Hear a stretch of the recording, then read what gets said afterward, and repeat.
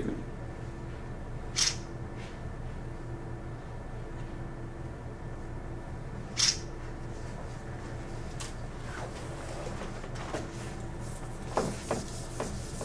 I'll put these images up on the website.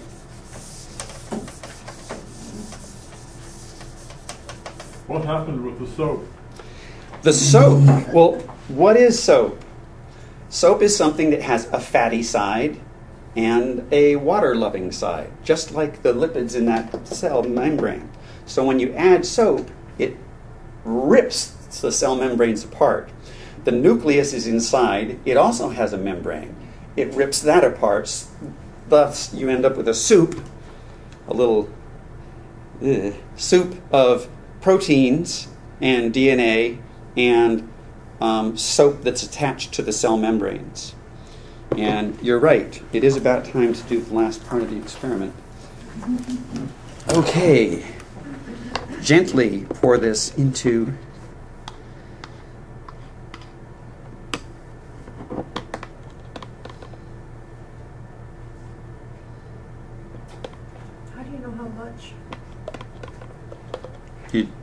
enough that you've got about the same amount as you did the water. I knew I was going to spill something. Should have brought napkins.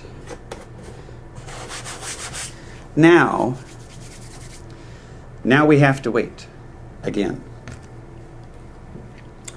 Go.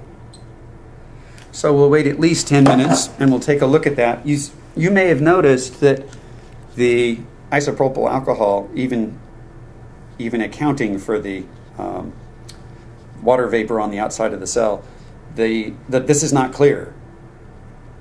What's happening is DNA in general would prefer not to be around water.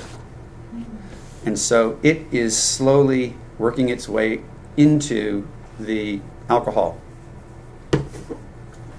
And we'll have a result on that in not too long.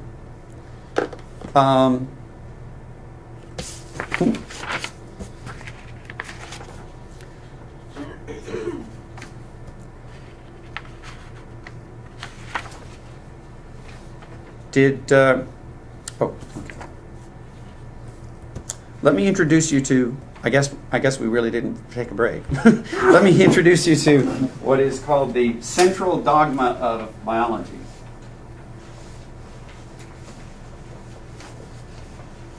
Anytime I see the word dogma, I kind of rebel.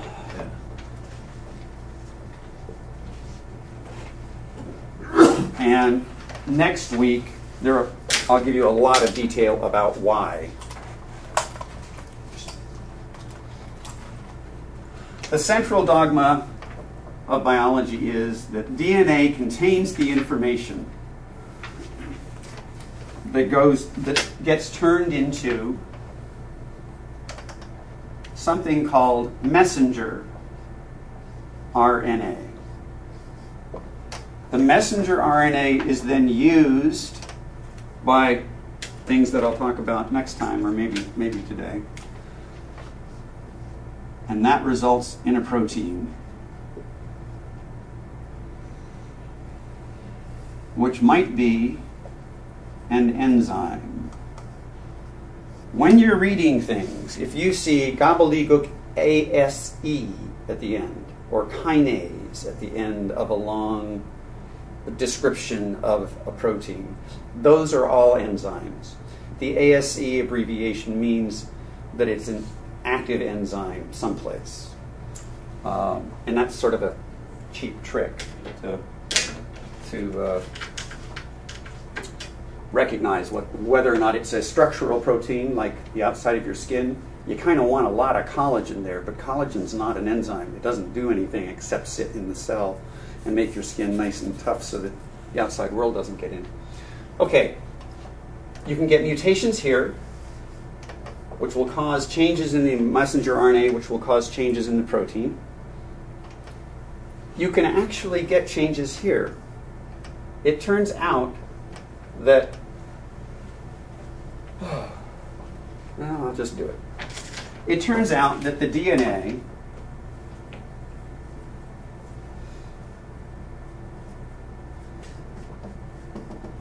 it turns out that DNA will be read and form the messenger RNA, but there are certain parts of the DNA that will get cut out. It's because often in our DNA we'll find what are called transposons. Barbara McClintock, is it Barbara or?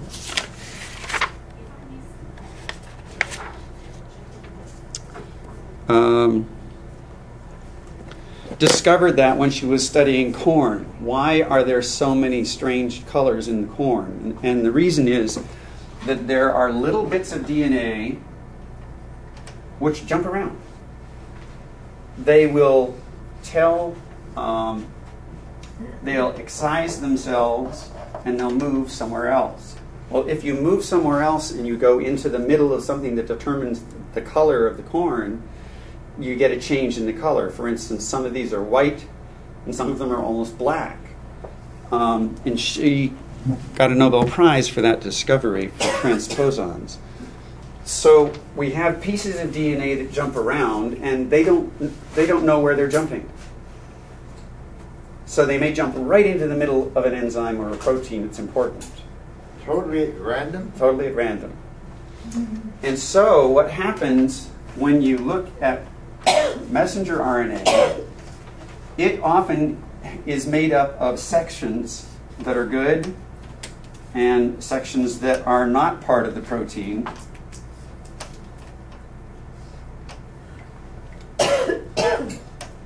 The sections in blue, those are the parts you want to keep.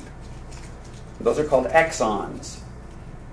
Can't really tell you why.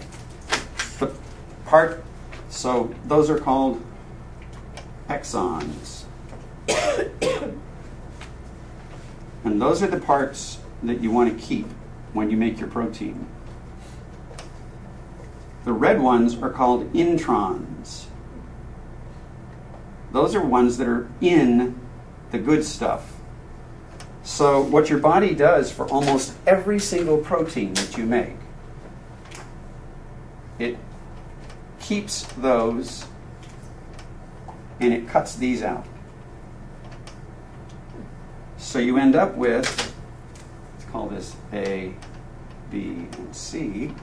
What you end up with is something that looks like this, A, B, C. And obviously, it's a lot shorter than the original. And it's this that goes on to create the protein. Because if you didn't excise the introns, the protein would be filled with garbage and it would be totally non-functional. When I showed you the codes, and there were 3 stop codes, you can have mutations which will have a stop code here, which means it will only make this little piece of the protein, which will be completely unfunctional. If you got it here, again, it would be non-functional. If you got a stop sign anywhere along the way, the protein that was reproduced from that would be completely useless. However, one of the things that happens during that crossover and during DNA repair and DNA replication is duplication.